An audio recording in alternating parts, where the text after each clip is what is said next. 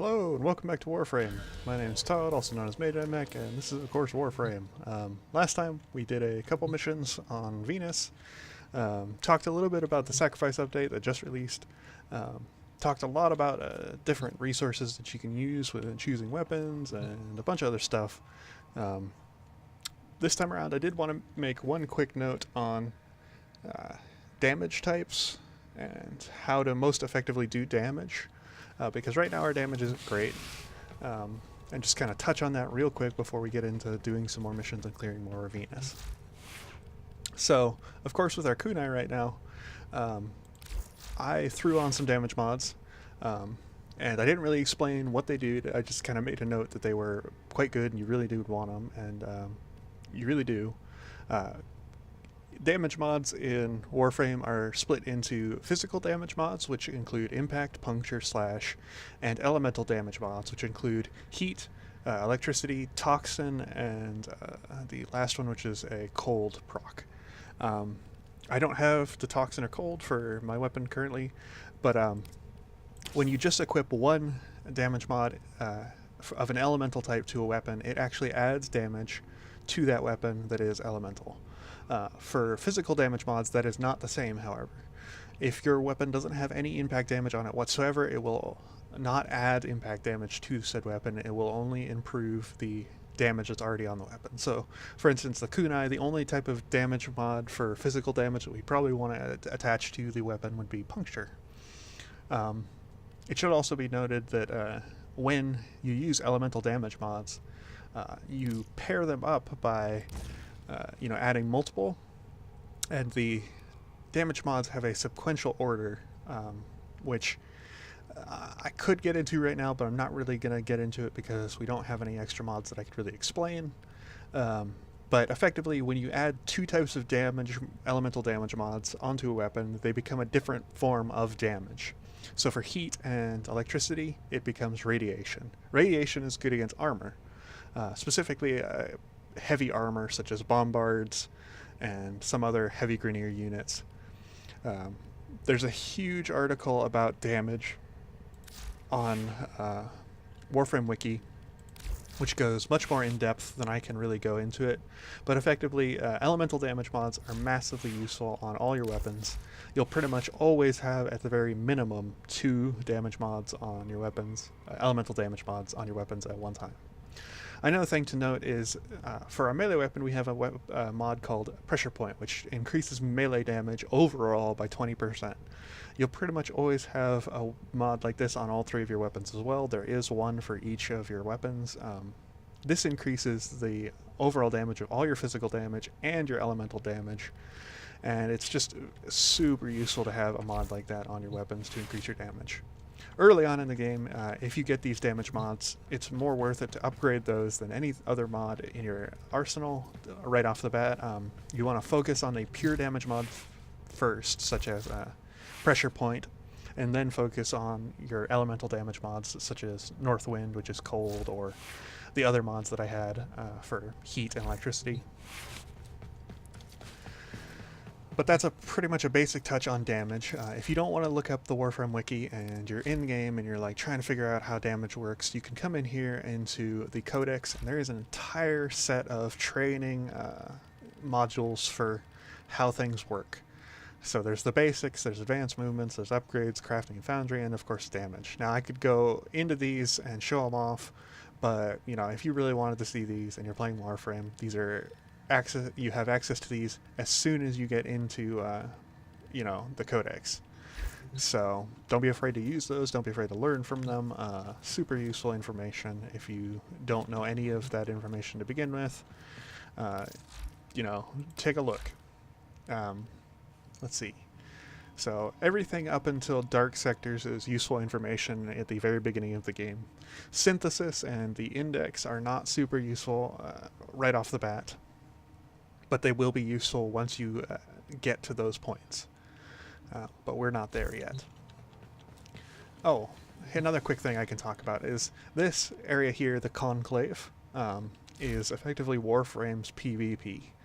Now, almost Nobody that I know of really focuses on this. You can play this, but it is super, super unbalanced. The main ones for PvP would be Annihilation, Team Annihilation, Cephalon Capture. It's very, very unbalanced. Be aware that if you go in there without any mods or weapons that are extremely overpowered, you know, it's not going to be a good time. Lunaro is kind of like a sports ball, similar to Rocket League, if you've ever seen Rocket League before, except for you're playing with Warframes instead of cars. It's a lot like soccer, a lot like different things. You know, I could go into a whole lot of things, but it's like a PvP sport. Not focused on killing like the other three, but that's PvP in a nutshell. There are special mods and special things you can do in PvP. There's challenges, there's missions, and there's a whole bunch of things you can do to get Conclave stuff. And there's even a Conclave specific mode for your arsenal, which focuses purely on the items you will have equipped in Conclave. But honestly, I'm not going to go in super depth in that because Warframe's PvP is, I'm just going to be honest, really dog shite.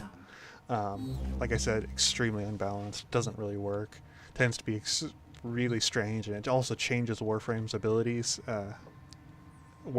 abilities to be very odd.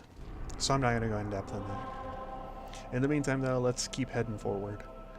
I did say I was going to switch it to public, so I'm going to do just that, and we're going to head towards the Mercury Junction, which should give us access to the boss of Venus eventually here. Alright, so let's, as we're jumping in here, nothing major has changed since the sacrifice dropped, of course, after the UA mods and the quest that was added. The hot fixes, from what I saw, didn't really change anything majorly, just fixing bugs, of course.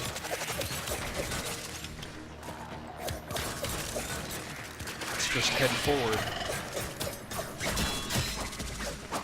Throughout the series, I may talk about certain subjects and repeat myself in later videos, just because I'm not really doing these videos all in one sitting.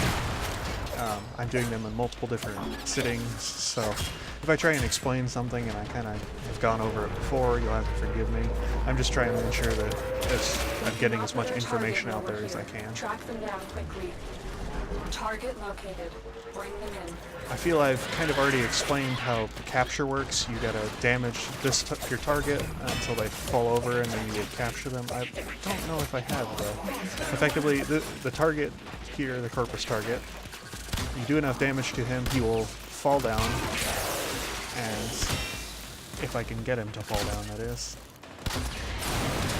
And from there, we will be able to capture him by pressing E on his person, interacting with him anyway. And there we go. You do want to clear out the area so you're not getting shot while you're trying to pick him up. But we'll capture him. That scream voice sounds horrible. I think a while back they did change the particles. There was like an update for that, so if the game looks a little bit better, that might be why. I don't remember when that update happened though. Alright, so let's just head towards the exit. We don't have to mess around with these guys any. Probably do want to get some of these containers so get a little bit of resources. We are trying to get that enough polymer bundles and I think it was alloy plates to get the bolter. But it never hurts to have a little bit of circuits.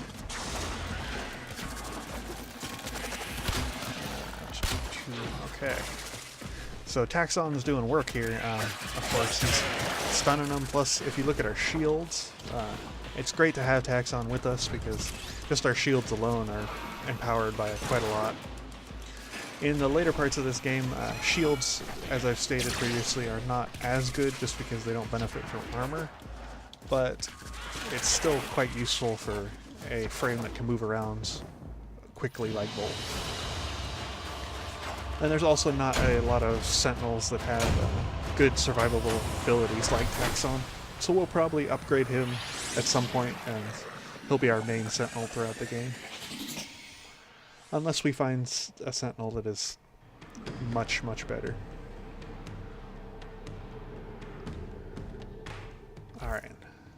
I do want to show off the other sentinels that you could potentially get if you wanted to farm for them, which are under companions. There's Durja, Carrier, Death Cube, Helios, Shade, the Taxon Blueprint that we had previously, and excuse me, crimes. Most of the time, the premier sentinels would be either Taxon or Carrier. Helios is pretty okay. Durja is a fan favorite for certain people. The other sentinels are not super great. Death Cube is meant to be focused on offense, but sentinels don't do a lot of damage to begin with. Shade is the stealth sentinel, but honestly, he just really doesn't work like you'd expect. And Worm is kind of like a crowd control attacking sentinel, similar to Death Cube, but neither of them are super, super great. Overall, Durja is probably the most damaging sentinel of them all, so if you're just looking for pure damage on your sentinel, that would be the best one. If you're looking for survivability, the best one to choose would definitely be Taxon. And if you're looking for like a utility sentinel, Carrier and Helios are pretty good utility. Carrier has a nice ability that allows you to pick up different types of ammo, and it's an ammo mutation, which doesn't mean a whole lot to you guys right now, but it effectively just means that any type of ammo you pick up becomes the ammo you need. And Helios allows you to... Helios scans things while you're in combat, which is, as I stated, very useful for figuring out what drops what. So we're going to do Aphrodite here, and the mobile defense. I'm hoping to kind of just get these missions out of the way so we can go on to, I believe Fossa is where the Jackal is. Let's see.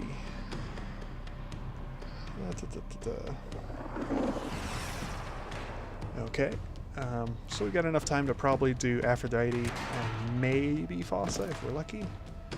I don't want to get too much a mobile defense mission in this video. You must deliver payloads and defend a number of locations while I break into the network. My computer has a hernia every time it tries to load or render too long of a video, and that really is annoying because taking anywhere over an hour to render a video can really just eat away at your time. This will take a moment. Let's see. Okay, so we're just gonna defend here. Let's throw up a shield. So Volt Shield is very unique in that it really buffs the crit potential of weapons.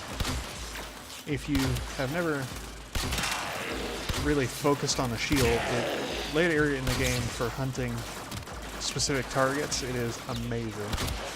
It hands down is one of the most powerful abilities that you can get your hands on for buffing critical hits, which combined with something like, say, a sniper rifle like the Vectis, is monstrously powerful.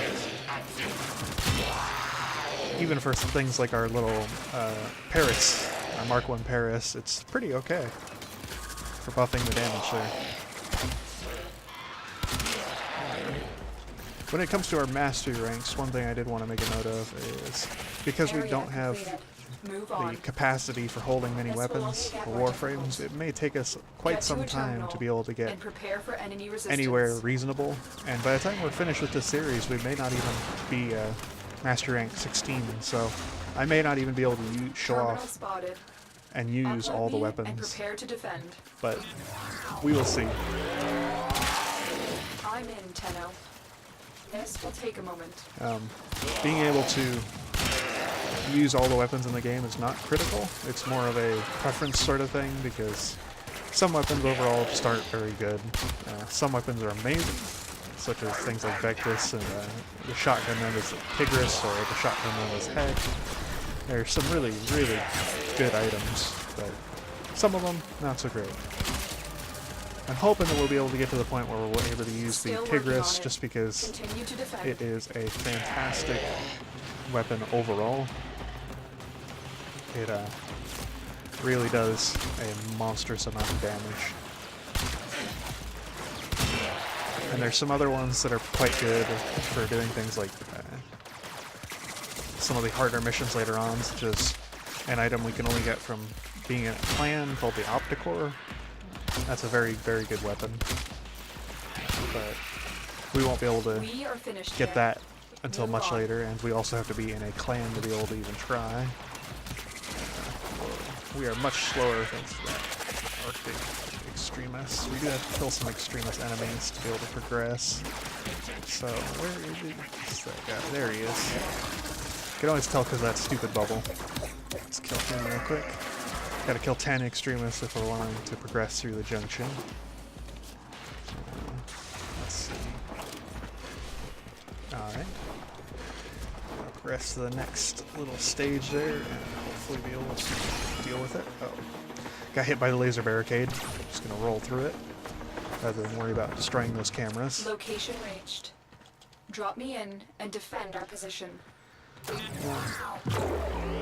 Hopefully we'll be able to get the parts for the Warframe that we need from Jackal soon. Detected. Lock and load. I'm pretty sure it comes from Jackal anyway. I plan on getting that, focusing on the Warframe from Jackal, of course, which is the Rhino Warframe. And trying to get him right off the bat, because we'll pretty much be able to use him all the way through the star chart and pretty much every quest that we encounter. Still working on it. Continue to defend. Not have any issues really because of how a strong Warframe he is. How strong of a Warframe he is, that is. And he really just takes a lot of damage. It's the main thing that we're looking for, because a lot of the Warframes really don't take a lot of damage. And it can cause a lot of problems. Even just here in this mobile defense, for instance, if I could just stand in front of the objective to defend it, that would be much more effective. Get through. Alright. Head on. So we'll be showing off the second time we do an assassination mission with the Jackal boss. Not a very difficult boss. I think he actually becomes a semi-regular enemy later on. But he will be our first, I want to say, official boss that wasn't a part of a quest. Because War was mostly a part of the quest to get the Ascaris off of us. Let's see. I did get some alloy plate. I might have enough to build the Boltor now. Let's take a look. If we can start the build on that, that'd be great, so we can have it for some other time. Yes, we can. Okay, so we're going to start building the Boltor right away. We will have that for next time. We do still have to finish leveling up our Paris, which is kind of the weird thing about Warframe. The one thing that you do want to do to make sure that you get as much mastery as possible is you want to level up all your weapons to the maximum potential that they have. And then you kind of want to just trash them if you don't like them. If you do like them, of course, it's best to try and keep them, but you are very limited early on in the game, especially for weapon slots. And, you know, you don't want to pay an arm and a leg to get weapon slots. So we will head into the Jackal assassination, and there will probably be some people farming up for the parts for the Warframe that we're looking at, but we're only going to show off doing it one time around, because we don't really have enough time to do them multiple times. I will probably farm in between parts, the rest of the parts, by just repeating this mission. It will be nothing that you haven't seen before already. Hopefully I can get a good showing of what this guy looks like. I really hate to not even see him, because some people who farm this sort of stuff will kill him in one hit. Find your mark and eliminate the assigned target. I do hope we get at least some teammates here, because these assassination missions are much, much better with other people. The Corpus recently introduced their most lethal security proxy yet. Determine its location aboard this vessel and destroy it. Okay. They spotted you. So for these assassination missions, the Jackal is talking to us. It's great to have teammates and to hopefully not set off the alarm like I kind of have, but I am trying to rush through this as quickly as I'm able. Do not dismiss the Jackal as just another Corvus proxy. This will be unlike any enemy you have faced yet. And the Lotus is not technically wrong, but it is somewhat similar to a MOA, which is just the two-legged Corvus robots. Nicknamed the Jackal, this is the same deadly quad robot which has become extremely problematic for ourselves in the field.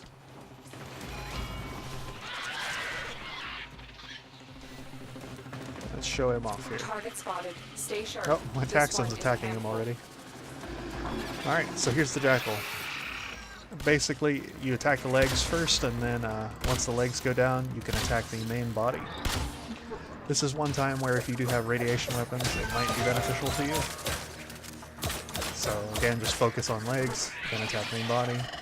The attack pattern of the Jackal is fairly self-explanatory. Don't get hit by his attacks if you can avoid it.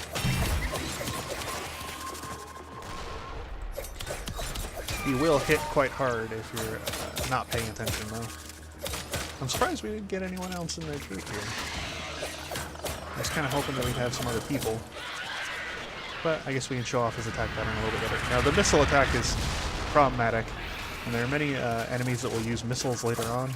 It's extremely critical that you avoid those missiles by going behind them, so you can slide it underneath of them and then get behind them. Effectively, you just really don't want to get hit by missiles in this game.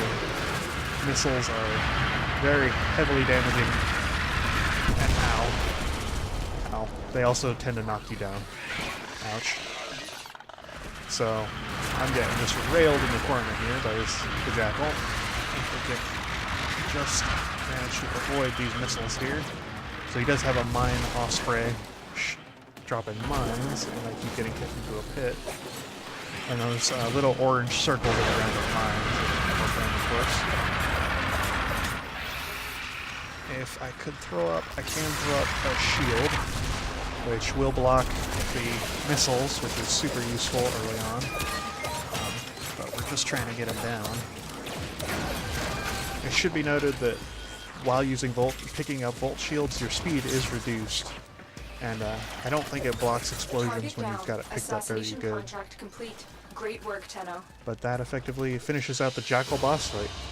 And we are now the savior of Venus. Let's get out of here. So, of course, we got our first part of Rhino. And for every boss defeated, you also get a sigil, which I will show off what sigils do in a later episode. For now, I think I might just end it right here after we load back in. Do a little bit of farming to get the parts for Rhino. Messages in your inbox, operator. Okay. They are not as encrypted as they should be. So I will make a note of this real quick since it happened. First of all, we did get a thing talking about Barokatir because today is Friday. Well, today's Saturday, actually. Time-wise, that is. And so we got a message from him saying he's here, but of course we can't get to him because he's on one of the later relays that we haven't unlocked yet. But every time you defeat a boss, you have a chance to get one of these messages in your inbox. This is a message from the Stalker, and the Stalker is an enemy that will come and attack us in pretty much any mission that we're in from now on, and he's very difficult early on in the game. We probably won't be able to defeat him unless we're in a public game, so we may just decide to stay in public games for a little bit now that we've been marked by the Stalker. But until next time, where we'll go over some other things like sigils and maybe some other stuff on top of that. Goodbye.